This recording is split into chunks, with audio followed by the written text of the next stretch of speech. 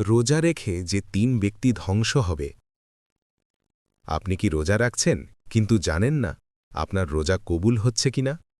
রাসূলুল্লাহ সাল্লাল্লাহু আলাইহি ওয়াসাল্লাম সতর্ক করে বলেছেন, অনেক রোজাদার আছে যারা রোজা থেকে ক্ষুধা আর তৃষ্ণা ছাড়া কিছুই পায় না। ইবনে মাজা।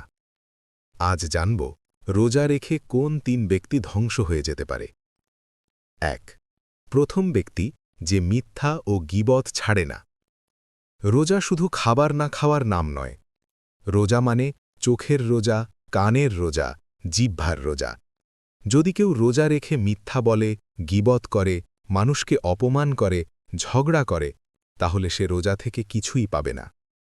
রাসূল সাল্লাল্লাহু আলাইহি ওয়াসাল্লাম বলেছেন, যে ব্যক্তি মিথ্যা কথা ও মন্দ কাজ ত্যাগ করে না, আল্লাহ তার খাবার ও পানীয় ত্যাগ করার প্রয়োজন নেই।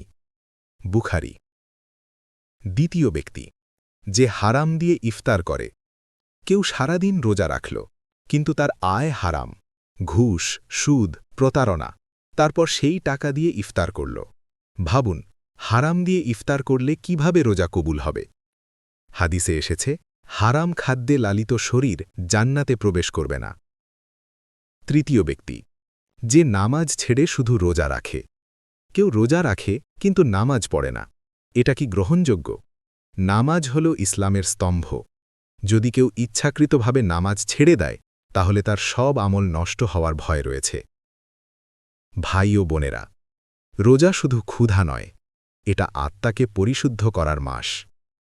আসুন, আমরা ঠিক করি, শুধু রোজা নয়, পূর্ণ ইসলাম পালন করব। আল্লাহ আমাদের রোজা কবুল করুন। আমিন।